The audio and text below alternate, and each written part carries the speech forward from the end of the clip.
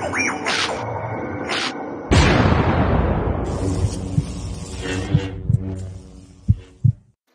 day, colleagues. I'm Karin Vosloo, and it's my pleasure to welcome you to this Load Research Chapter presentation. The topic today is GIS visualization for planning, and our speaker is Nic Klopper. Marcus Dekenaar, the co-chair of the Load Research Chapter, will now introduce Nic and the reason for inviting him to present today. Enjoy. Colleagues, I had the fortune to be introduced to Nic quite recently, I think in the last 2 months. And it was via Hilton Bartman, funny enough, who's also sitting in right now. So thank you, Hilton. And I had a chat with Hilton, and then I realized that actually because of his experience in the GIS area, now there are people that are quite good at GIS because they're good at clicking buttons to make magic happen. And then there's another bunch that makes it their job to make it easy for other people to access GIS. You know, where Nic and his endeavors are sitting right now. I must say, for somebody that did process engineering at Stellenbosch, he's recovered quite well. But one of the things that Nic doesn't say is that he was involved in the voters' roll and software and so on for the 1994 elections. So kind of the dawn of South Africa, this guy was involved in, you know, the new dawn. And since then, he's gone on to promote open digital mapping and the visualization of spatial data, and has had contact with more than 70 municipalities in South Africa. And if you know that how many municipalities there are, probably about 250. This is a substantial portion of South Africa that Nic has managed to make contact with and to start to display data on these municipalities and their assets and supply analytics for them. I thought that it would be good to pull Nic in to talk because, well, for 2 reasons. One is managed to make GIS accessible for non-users. And then the second, he's probably stumbled over a hell of a lot of GIS layers that were quite pertinent to the planners. And, you know, if you go into assets and telecoms and water supply and logistics, electricity, sales and debt and all of those things, there's quite a lot you can say about customers that you're observing, particularly when you put aerial photography on top of them. So with that out of the way, I hand you over to Nic. Nic, the floor is yours. Just be gentle with us. We're simple engineers. Thank you. Okay, thanks, guys. Yes, Marcus, thank you for the opportunity. Okay, so as Marcus mentioned, I'm actually not a GIS guy, so I can sympathize with people who aren't GIS people. And it just so happened that I stumbled on the application of GIS for the 94 elections. And interestingly enough, the IEC funded the GIS project in South Africa. Up until that point, the Surveyor General maintained paper maps, and the IEC recognized the requirement for a national electronic land parcel layer. And courtesy of the new dawn, we actually have GIS in South Africa. Okay, but on to the issue at hand. Our objective is to make all freely, readily available spatial information available 24/7 to whoever has the need to access that, and then build a portal on which this information can be viewed, displayed, shared with select groups, with closed groups, with public groups, etc. So that's the backdrop, and after the session, you'll be free to go in and register. We've got about 14,000 odd people registered on the site. For the sake of transparency, quite a number of them look at it once and never come back. But it's great to say that at least 14,000 guys went through the schlep of registering to see what it is we do. Our footprint is South Africa, so we maintain all cadastral information for the entire country, or if I say maintain, technically not. We host it. The only stuff that we maintain are road scent lines and street addresses, and then, of course, some analytical systems. So I'm going to kick off, just spend like 3 or 4 minutes explaining what the interface looks like. So as I go through, it doesn't look like magic. You can actually follow what it is I'm doing. On the left-hand side, okay, so the system runs in 4 panels. We've got a search panel, and for more technical SG diagrams and general plan panel. We've got the attribute panel, which pretty much looks like an Excel spreadsheet. It's basically a data grid. We've got the map panel in the middle, and we've got layers on the right-hand side. And all the panels can collapse and expand by simply just clicking on the panel header, so as to maximize the limited screen size to whatever it is we want to display. Okay, so with that out of the way, if I want to search and navigate, I can do it by street address, I can do it by suburb, I can do it by farm name, whatever suits me. And by simply clicking on the object, and incidentally, we are running a web application. So there we go. You see, I'm logged into onemap.co.za. So what you're going to be seeing now is pretty much the speed and response that you can expect anywhere in the country, because I'm not close to my server either. So once I'm in on the property of interest, I have a few options available to me.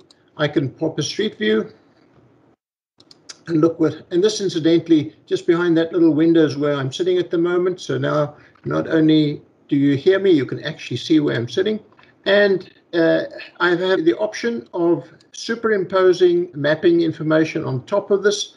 So if I go onto that property, perhaps let's just go onto the property first.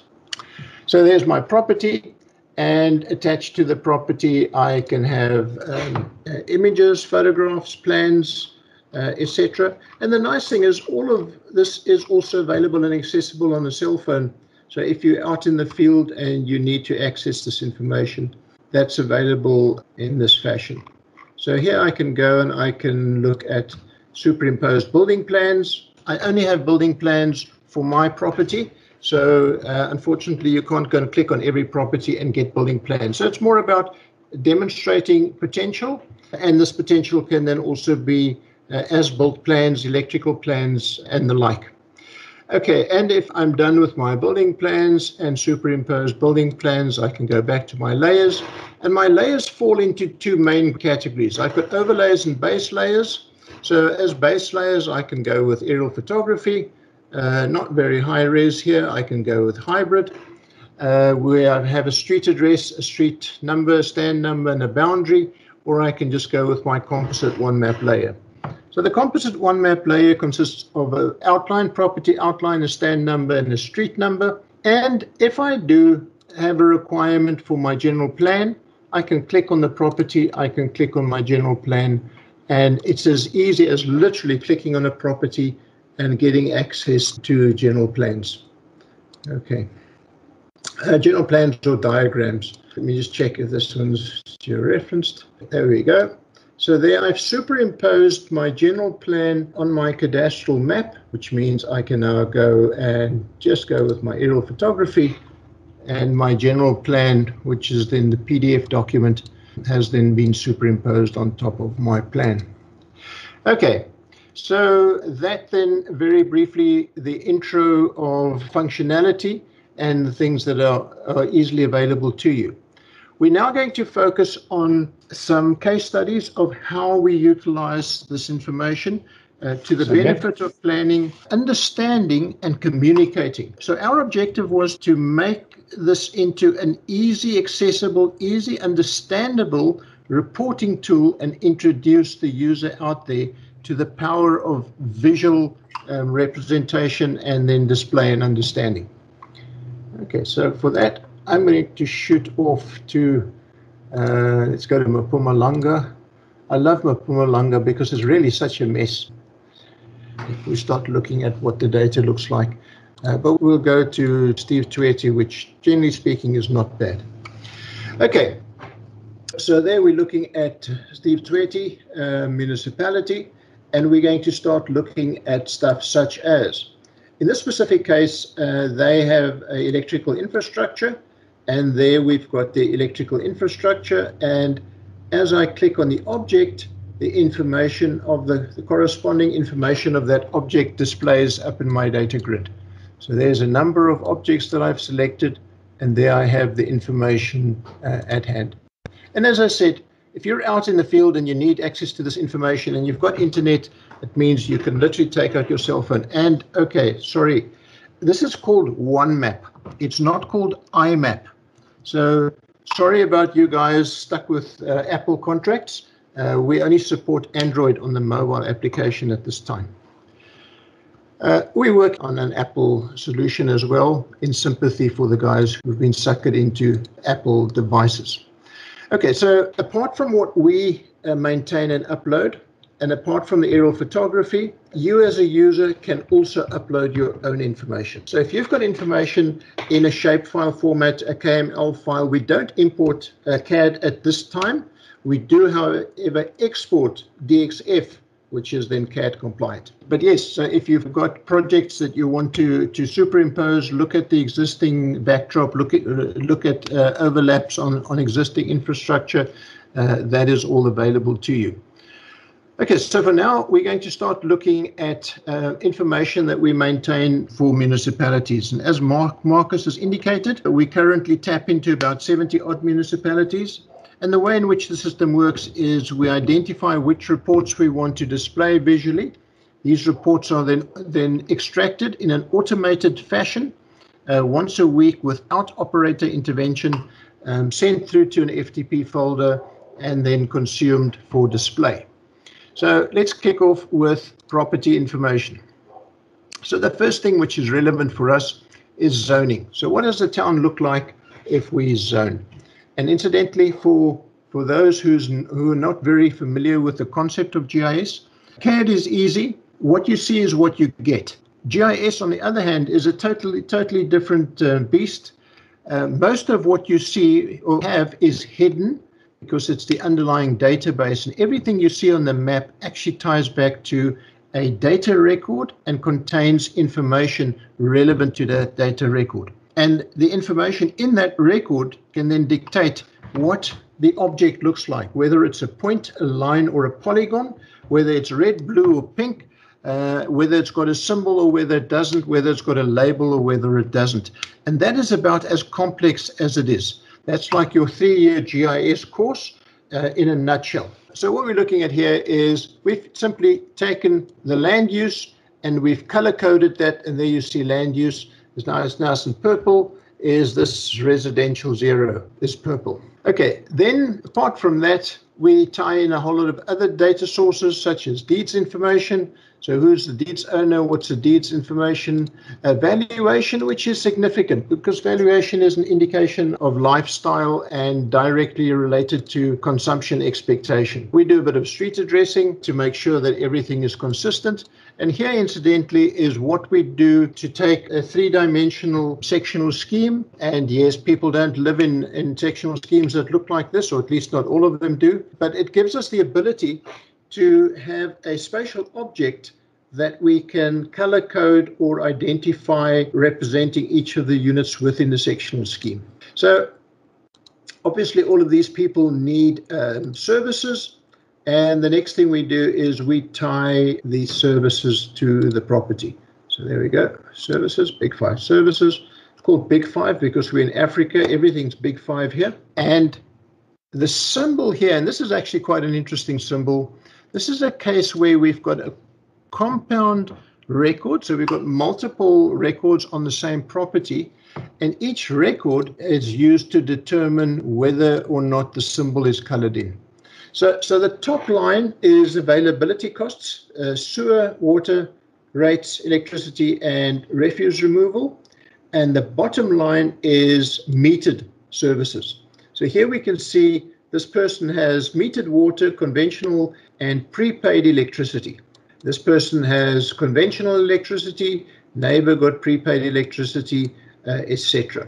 So very easily it gives us a nice visual overview of exactly who is being billed for what. And then, of course, we can go and say, okay, it's great saying we're billing the guys, but at what tariffs are they being billed? So now we've got different colors depicting the different tariffs which are charged in respect of the different properties, and this is on waste. This is on rates. Color-coded on waste, color-coded on rates, urban electricity, and off you go.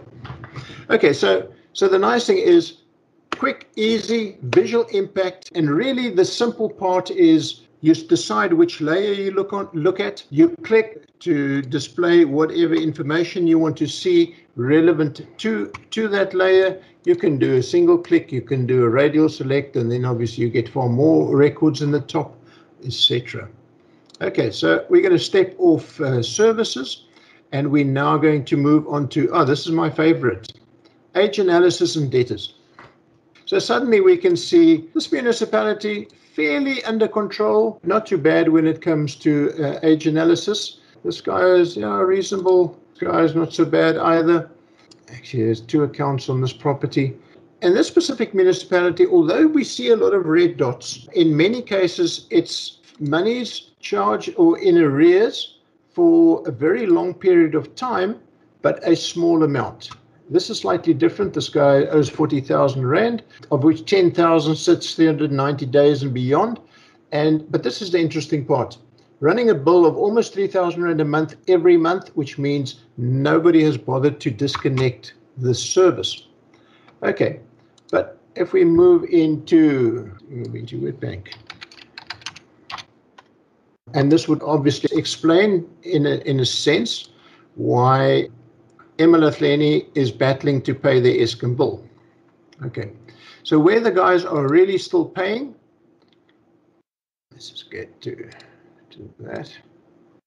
So where the guys are paying, they owe 21,000.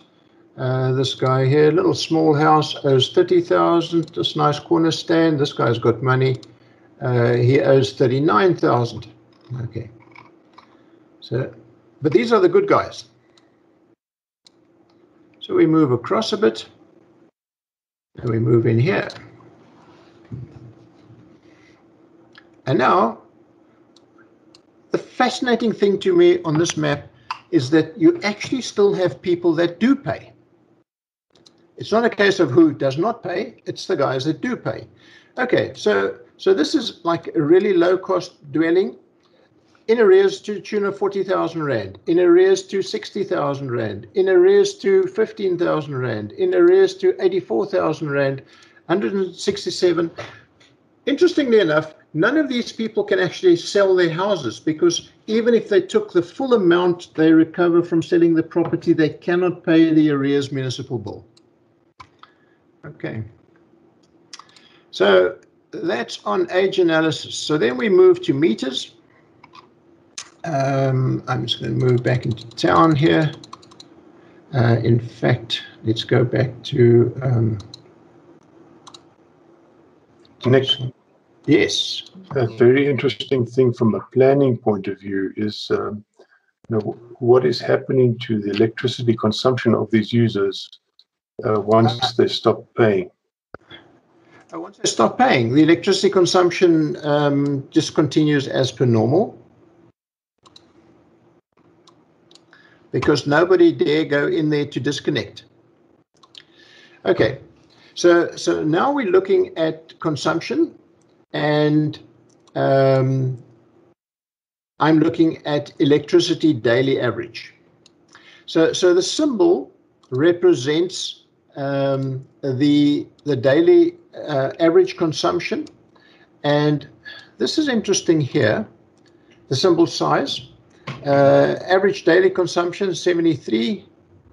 I don't know exactly what the units are, and this guy here is 13.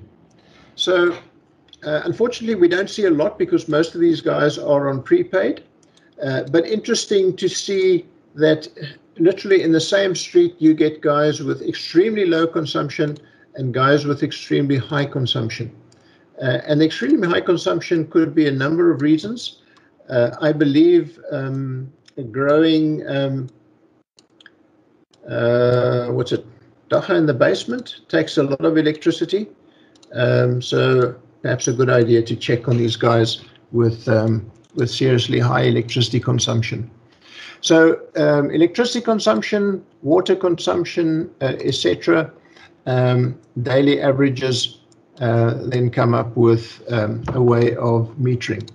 Then when we move to meters, we can also, we've got a whole series of different options. We've got field audits, etc.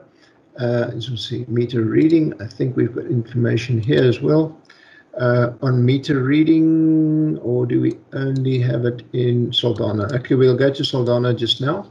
And this is a layer in which we see whether the meter was read, whether it was estimated, whether there was a dog having a go at a guy, whether the gate was locked, that type of thing.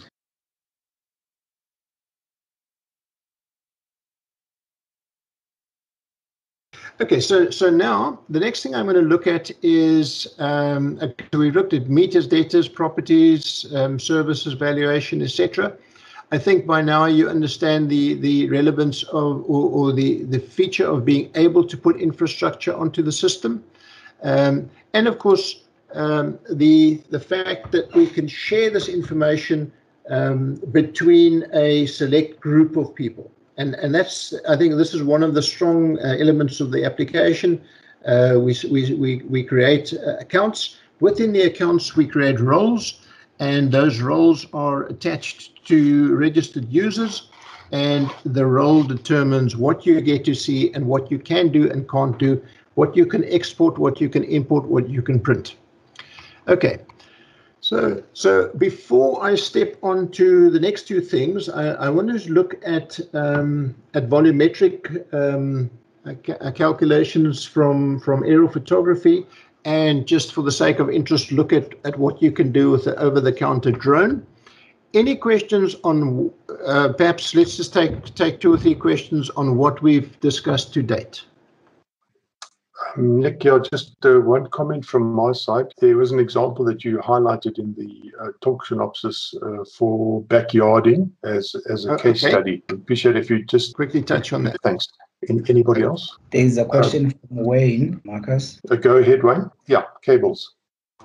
Yes, the cables. In that example, for Steve Twitter, there was a layer that showed cables. Now I want to know if that is only available to specific users or if that is available generally. So that would be available only to Steve Twitter and only to their technical team, unless, of course, they're happy to share that with somebody else, and in which case it could be shared, but it's their proprietary information. Yeah, no, because I used to work at a municipality and I was quite surprised to see that information. Yeah, no, that is that's not.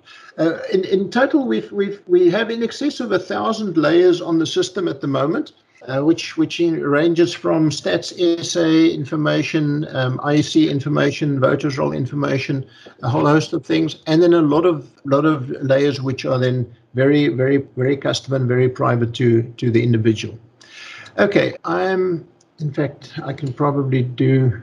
Just want to try and get to. Well, in fact, we can go back to this suburb.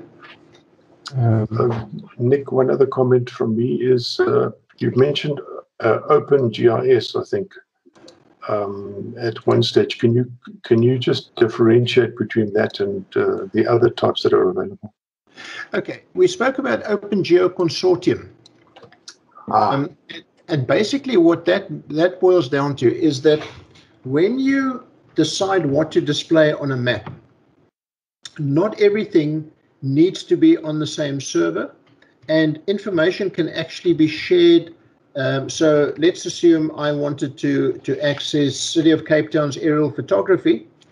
So all the other photography is on my server, but the City of Cape Town's photography is not on my machine. They simply give me a username and password, and I can access that information and superimpose it and use it as if it's a layer on my own kit and equipment. So I think that was just the key thing. And of course, the other important thing is the nature of a web application is such that it's a common machine that's shared by a lot of different people at any given point in time. And you can't afford to have the odd 1 or 2 enthusiastic number crunchers killing your server with trying to put a man on the moon. And for that reason, you find that the market for a web application is flexible, easy to use, easily accessible, 24/7 up, etc., and essentially a sophisticated viewing tool with limited editing capability and exporting capability.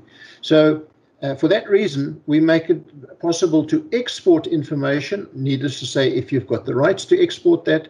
And then if you wanted to go the next level of complex number crunching, you could typically, well, you've got options. You can pay 150,000 Rand, buy yourself an Esri license, or you can spend like 15 cents on mobile data and download a free copy of QGIS. Would probably do exactly the same thing for you. Okay, so one of the things that we picked up when dealing with municipalities is that especially RDP houses. This is a little small. Okay, these properties are a bit small, but you still get the idea. If you're fortunate enough to be issued with an RDP house and you've got enough space to put up 2 shacks in the backyard, you can probably generate enough rent that you don't need to work too hard, because the rental income kind of covers your basics. And this is one of the things which I think is quite a major challenge when you look at planning, because you develop a township with 1,000 properties, and you kind of plan for 1,000 households, and 2 years down the line you're actually sitting with 3,000 households, and this is typically what we would expect to see if you're in an informal settlement area and RDP. There's literally no space to see the ground, so it starts off like that, and it ends up with wall-to-wall roof before very long. And obviously, from a planning perspective, I guess that's in theory a nightmare. But if you anticipate this, and this is what happens all over the show, then it's not a nightmare. You must just keep in mind that you need to plan for 3 times the load, and not based on the number of properties. Marcus, happy? I'm very interested in how you plan for that. You know, what are the indicators? Do you have some sort of numbers? Okay, so the best we've got, these are kind of the stats layers. So I just pull them in as part of our available layers quickly, and we go to Stats SA. And okay, understandable that this is like 10 years old information, but now you've got stuff such as individual household size or income, and this is all statistically done by the so-called small area layer. So from this, you then have a fairly good idea of typically what the average household size in this community would be. So in here, the average household size is 65. Of a single person, 44 2 people, 28 3 people, 23 etc., and then going down to 3 households with 9 only. The other thing here, of course, is also toilet, water. Let's just get to it. Energy. So from the stats results, what are these guys using for energy? Are they on electricity? Are they cooking paraffin? Are they burning coal? And this is also an indication of where are they now and where could they potentially go. And I'm now just thumb sucking this because I'm not an electricity planner. I'm just chucking up ideas, and you can tell me whether or not this is something that makes sense. The other one, which is also quite good, is the actual not individual household. There's actually a household income one as well. Where is it? Individual income. I don't know where it is now. But you've got household income. And Marcus, does that answer your question as a way of bringing in an external source of statistical information, which is also clearly demarcated in terms of polygons? Which you can then use to do some predictive planning, I guess. Nic, perhaps you can comment, and maybe Mondi, you can fill in. Mondi, in the planning layers that Eskom is using, is this stuff available? And then the other question to you, Nic, is the areas of the supply that you're dealing with in these municipalities, does that include Eskom customers within that area of supply? I'm afraid not. We've never engaged with Eskom, but there's no reason why, because typically what happens is we look at who's the service provider for a property. It's either the municipality or it's the prepaid vendor or some alternative source. And there's no reason why we can't actually just put Eskom on as a source as well, which means that using the exact same platform, they've got the benefit. And of course, if the municipality is happy sharing the deeds information, it means they've got contact information, they've got ownership information, because quite frankly, apart from just being able to supply electricity, all the other schlep stuff that a municipality needs in order to maintain who the debtor is stuff that Eskom would need to do as well. Yeah, this is quite relevant. Mandy, from your side? Yeah, thanks, Marcus. Yeah, no, definitely. This is very, very relevant information and data sets. I can see a need for something like this, even if you are in the municipal area or anywhere where you want to do an electrification project. From both the planning perspective as well as even the design, for you to come with a preliminary design, having this kind of data, you can optimize your design, you can optimally place your transformers and maximize on the usage and making use of data like this. With the back, those new structures that pop up after the RDP house. Yeah. Yes, Backyarding. yes.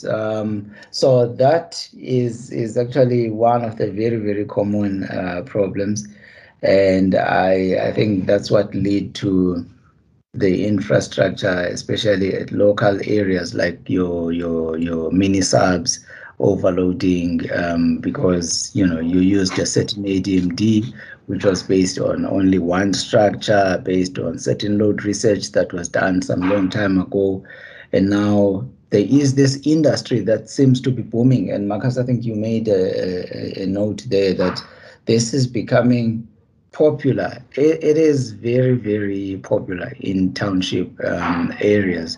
And when you see that there is a culture of that, or maybe you see it taking up on the other side of the road, then as a planner, you can use that data to forecast even the other side, even a new township before it actually gets commissioned. You will know upfront that, okay, you've seen this happening in extension 1, then obviously in extension 2, a similar behavior is likely to happen. So I think with those words, I think this would be very, very helpful to whether you are doing your planning at the municipal space or even at the Eskom space. Thanks, Marcus. Thank you. Okay, so what we're looking at now is aerial photography taken by an over-the-counter game drone. I think sells for about 10,000 Rand or something like that. So suddenly, where we've now introduced the concept of pretty much mapping for all, we get to the point where even aerial photography for all becomes very viable. Now, let me just start off by saying a drone is not a replacement for proper aerial photography. There are, in fact, a few things that a proper aerial photographic camera does much better than a drone. And understandably, because I believe a good aerial photography camera can set you back about 10 million Rand, which is a bit more than a 10,000 Rand drone. But let's look at the quality of this aerial photography. And the other thing is that there's so much high-tech aerial photography processing facilities available on a sort of pay-by-use process on the internet. And what we've done is we've taken this photography, we've uploaded it, and we said we want contours, but we want 10 centimeter contours, and please give us 10 centimeter contours. And this is what we got back. So you literally have the contours giving you the size, the height of a tractor.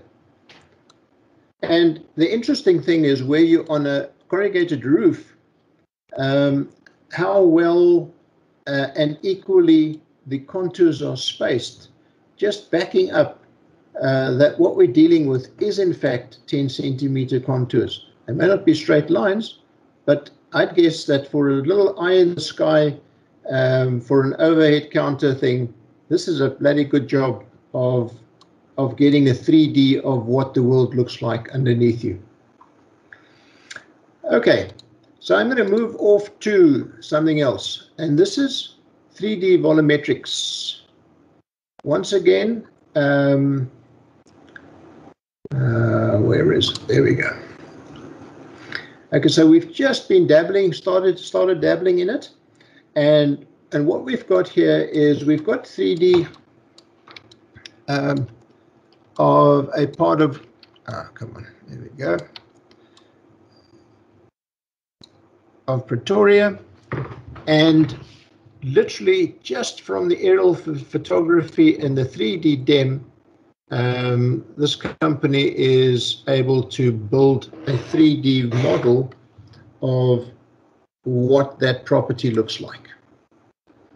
And if there is a relationship between volume and a number of floors and energy consumption based on, let's say, the zoning and the land use, this is like really a pretty picture of what your town could look like in playing with Legos.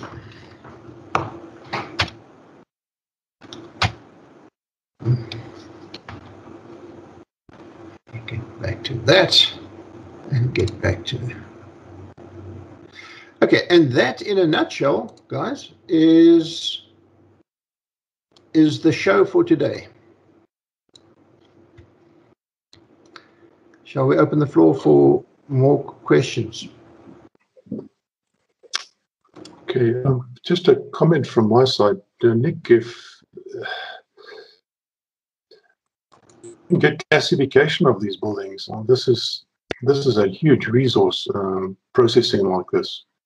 From a planning point of view, it's there are many things that can be said here about temperature sensitivity and shading and so on, and then also if one can just classify these buildings by, so is it a bank or is it a shop? There's quite a lot that one can say for electricity planning purposes here. It's a huge potential. Thanks. Anyone from the audience? I'm also thinking, like, how difficult would it be to write some kind of app for doing load forecasting that uses zoning and the building sizes, and then it can be used, building sizes or plot sizes and that kind of thing.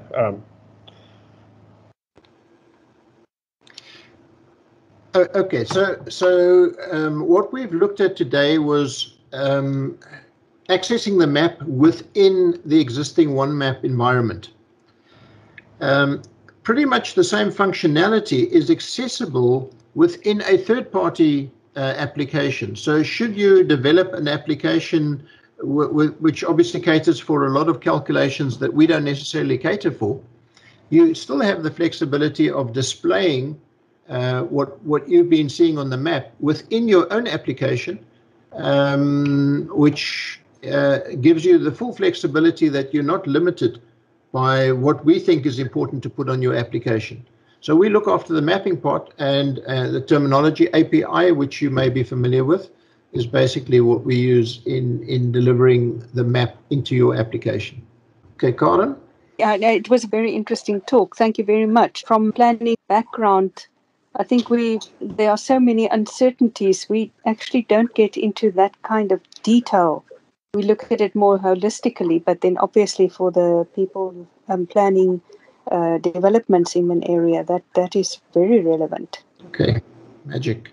Nic, to restate, with just a bit more information on board, I think there's huge utility here. But it's not only, I was triggered immediately in the domestic side when you were starting to talk about non-payment and possibility of theft. And if you can see those customers mapped alongside each other, the theory of theft, inverted commas, as the classification of those domestics based on the information that the layers that you presented is very possible. Coming back to the potential planning on your volumetrics, that is also immediately possible. So it's the question is just what is the potential for publishing and subscribing to a data source like this? Just on that on that topic of volumetrics and property and being able to identify available roof area, etc. And this could be a very significant thing, and I'm sure that I was kind of the last guy that sat up and took note of this. I've been pondering the idea of going solar for quite a while, and I think a lot of people have. And I think this announcement, whether it's fake news or not, floating around that we're probably in for another 5 years of serious load shedding, I think is going to prompt a lot of people to step up the urgency. And some research done at Cape Town University indicates that going solar in terms of solar energy gives you a return on investment of roughly 14% just in the first 5 years, after which it actually shoots up far more significantly. And I think one of the real threats is it's going to take, or someone's going to wake up and it's going to just spread like wildfire, where all your high income and your high energy consumption guys are going to start putting solar in, and suddenly you're going to end up with a lot of people not paying their accounts and a lot of paying clients no longer needing to buy electricity from Eskom, or at least buying significantly less. And anticipating that by just doing a study of what the roof sizes are and what angles those roofs are pitched, and what the kind of cost investment is going to be for those residents to make the decision and say, from now on, we're going to go solar. It's going to cost us 100,000 Rand. In fact, it's going to cost us less, because what we save per month is far more than what our repayment on the loan is. Just a thought. Okay, Mondi, I see your hand up. Yes, thanks, Nick. So I got excited when Marcus was talking about the issue of theft, non-payment, illegal connections, etc. I think that is, I know a few colleagues that are currently battling with that, and there are many questions around that to say, how do you predict it? How do you model something like that? And so and I think just reading or listening and looking at what you were sharing here with us, it looks like there is a possibility that one can actually build a model that can learn and look at trends, how, or what sort of environment where this kind of activity thrives. So that's one thing that I picked, because there is a bit of a pattern that maybe can be interrogated further. But maybe before you respond to that, Nick, I think, Marcus, if we can now start to finish up, and because we are now at 4 o'clock, I don't know if Nick has got any closing words, and then we can close up the meeting. Thanks. Yeah, Mondi, just I see Con, is it a quickie? I'd really like to know, Nick, what is that study that you found where they said, you can get such a high return on investment for solar? Because I definitely questioned that, and I would love to get hold of that study, because I think there are very, very many misconceptions out there, and that's the one element. The other element I actually would like to address to Mondi. Mondi, I think that element of looking at the theft and seeing, where the theft is, where people are not paying, that kind of thing, Eskom can really use it more for the feeder balancing, which obviously has an impact on our load forecasting and our planning elements. So maybe that is something that you could perhaps take up with the Eskom people, because I think that would be very, very useful and relevant. Thank you. Okay, so the study was done in University of Cape Town. So I will just put in, I'll try and get hold of the study and share it with Marcus, and then he can share it with the members on the panel. Thank you, Nic. Sorry, just to maybe say why I'm very much questioning that is because you cannot just bank and accept that you're still using Eskom's network or the municipalities' network as a battery system. You do have to adapt the tariffs then, and so that's why I'm really questioning that. Thanks. No, I understand, and of course the big problem is if everyone goes solar, and the sun doesn't shine for 3 days in a row, everyone goes back on the grid. Exactly. Yeah, big challenge. Okay, colleagues, we need to wrap up now. Perhaps just the last thing. I did mention it. Yes. One MAP, numeral 1 MAP.COSA. Feel free to go on site and register. Quick feedback. I've already done that now successfully. Okay. Yeah, many thanks, Nic, and again, many thanks to Hilton for the introduction. I think it's part of the networking process. Hopefully we'll have more conversations in the background, and you'll get questions. Many thanks for your input, and thanks to the rest of the audience for their contributions. Thank you, guys. Yeah. Thanks, everyone.